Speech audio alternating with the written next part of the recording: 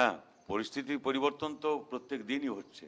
তার কারণ আমরা আগেও বলেছিলাম যে পরিস্থিতি বা কোনো কিছুই এক জায়গায় দাঁড়িয়ে থাকে না। আর ইতিহাস কখনো একটু ধীর গতিতে চলে, কখনো দ্রুত লয়ে চলে। পরিবর্তনও সেরকমই।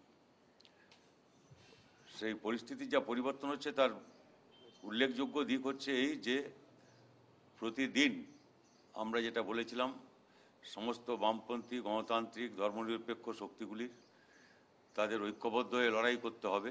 তৃণমূল হটাও, রাজ্য বাঁচাও, বিজেপি হটাও, দেশ বাঁচাও, এই স্লোগান নিয়ে সেই ঐক্য ক্রমশ প্রসারিত হচ্ছে, শক্তিশালী হচ্ছে এবং মানুষের ঐক্য নিচের তলায় একদম ভূস্তর পর্যন্ত আরও বেশি গতি অর্জন করেছে, বাড়ছে।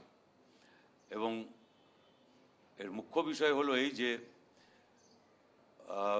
এই পরিস্থিতিতে এটা এখন রাজ্যের মানুষ এই আত্মবিশ্বাস অর্জন করেছেন যে এই সরকারকে অপসারিত করা এবং সেখানে বাম গণতান্ত্রিক ধর্মনিরপেক্ষ সরকার একটা প্রতিষ্ঠা করা এটা সম্ভব।